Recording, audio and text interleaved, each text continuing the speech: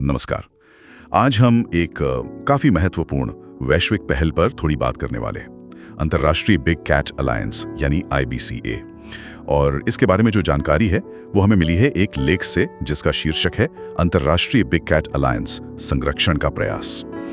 तो हमारा मकसद है कि इस पहल के जो मुख्य पहलू हैं और ये क्यों जरूरी हैं इसे थोड़ा समझें। जरा सोचिए, दुनिया की 7 सबसे जानी मानी बड़ी बिल्लियां, उनको बचाने के लिए एक ग्लोबल गठबंधन। सुनने में कितना बड़ा लगता है ना? बिल्कुल। तो चलिए इसमें थोड़ा और गहराई से उतरते हैं। ये पहल, जैसा हमने सुना, भारत ने प्रस्तावित की थी। हाँ और इससे पिछले साल मतलब 9 अप्रैल 2023 को लॉन्च किया गया जी। और दिलचस्प बात यह है कि वो दिन भारत के मशहूर प्रोजेक्ट टाइगर की 50वीं सालगिरह का था।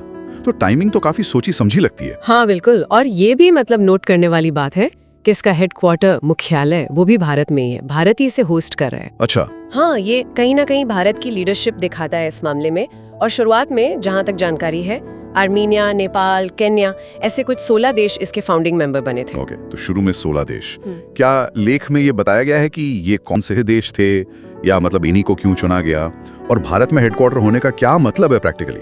देखिए, लेख में पूरी लिस्ट तो नहीं दी है फाउंडिंग मेंबर्स की, पर ये जरूर मेंशन है कि ये वो देश थे जिन्होंने शुरू से ही इस आइडिया के लिए एक स्ट्रॉन्ग कमिटमेंट दिखाया। और भारत में मुख्यालय होने का मतलब है कि भारत इसके ऑपरेशंस, कोऑर्डिनेशन और जो शुरुआती ढांचा है उसे सेटअप करने में एक सेंट्रल रोल निभाएगा। ये कंजर्वेशन में भारत के बढ़ते प्रभाव को भी दिखाता है, खासकर टाइगर कंजर्वेशन में जो सफलता मिली है उसके बाद। समझ गया। अच्छा, और जैसा हमने शुरू में कहा था, ये सिर्फ बाघों के लिए नहीं है, राइट? इसका दायरा तो काफी बड़ा है। हाँ बिल्कुल, यही इसकी एक खास बात है। ये जो अलायंस है ये 7 प्रमुख बड़ी बिल्ली प्रजातियों पर फोकस कर रहा है। 7?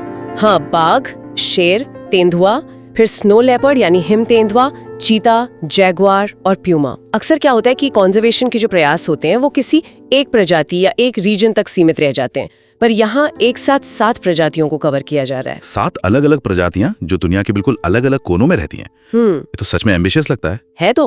और लक्ष्य सिर्फ इन प्रजातियों को बचाना ही नहीं है, बल्कि उनके जो प्राकृतिक आवास हैं, हैबिटेट्स, उनका संरक्षण भी पक्का करना है। अच्छा। इसके लिए ये अलायंस 96 रेंज और नॉन रेंज देशों के बीच सहयोग बनाने की कोशिश कर रहा है। 96 देश? रेंज और नॉन रेंज ये क्या है? हाँ, तो रेंज देश वो हैं जहाँ ये बड़ी बिल्लियां नेचुरली पाई जाती हैं, और नॉन रेंज देश वो हो सकते हैं जो शायद इनके हैबिटेट में नहीं आते, पर इनके संरक्षण में आर्थिक या तकनीकी रूप से मदद करना चाहते हैं। अच्छा, तो मतलब ये सिर्फ उन देशों की जिम्मेदारी नहीं है जहाँ ये जानवर रहते हैं। बिल्कुल सही पकड़ा। यही आइडिया है कि वाइल्ड लाइफ कंजर्वेशन एक शेयर्ड, एक ग्लोबल रिस्पॉन्सिबिलिटी है। और इसके अलावा अलायंस का फोकस अवैध वन्य जीव व्यापार, जो इलीगल ट्रेड है, उसे रोकना है, लोकल कम्युनिटीज को संरक्षण के कामों से जोड़ना है, और इन सब कामों के लिए जो जरूरी पैसा और तकनीक है वो जुटाना भी है। तो ये एक होलिस्टिक अप्रोच है, सिर्फ जानवर नहीं, पूरा इकोसिस्टम और उससे जुड़े सोशियो इकोनॉमिक पहलू भी। लेकिन 96 देशों के बीच तालमेल बिठाना, खासकर जब उनके अपने इंटरेस्ट, अपनी प्राथमिकताएं अलग अलग हों, ये तो बहुत बड़ी चुनौती होगी। हाँ, निश्चित रूप से। और लेख भी इस तरफ इशारा करता है। देखिए, अंतर्राष्ट्रीय सहयोग हमेशा कॉम्प्लेक्स होता है। सही बात है। अलग अलग देशों के कानून, उनकी पॉलिटिकल विल, आर्थिक क्षमता सब अलग अलग होते हैं। इन सबको एक साथ लाना और इफेक्टिवली काम करना ही IBCA का असली टेस्ट होगा। और फंडिंग पैसा जुटाना, वो तो हमेशा ही एक चुनौती रहती है ऐसे बड़े प्रोजेक्ट्स में। हाँ, ये तो है। पर इस दिशा में हाल में कुछ हुआ भी है, कोई एक्टिविटी? जी हाँ, अभी हाल ही में 16 जून को नई दिल्ली में इसकी पहली जनरल असेंबली की मीटिंग हुई। अच्छा, पहली मीटिंग? हाँ, और इसकी अध्यक्षता भारत के जो केंद्रीय पर्यावरण मंत्री हैं भूपेंद्र यादव, उन्होंने की। तो ये दिखाता है कि लॉन्च के बाद अब जमीनी स्तर पर काम शुरू हो रहा है, सदस्य देश मिलकर आगे की स्ट्रैटेजी बना रहे हैं। तो ये मीटिंग एक अहम कदम है। कुल मिला के इस अलायंस का असली महत्व क्या समझे, बड़ी पिक्चर में ये कहाँ फिट होता है? देखिए, इसका असली महत्व है एक बड़े स्केल पर एक स्ट्रक्चर्ड अंतर्राष्ट्रीय सहयोग का प्लेटफॉर्म बनाना। ये जो बड़ी बिल्लियां हैं, ये सिर्फ करिश्माई जानवर नहीं है, ये अपने इकोसिस्टम के स्वास्थ्य के बहुत महत्वपूर्ण इंडिकेटर्स भी हैं।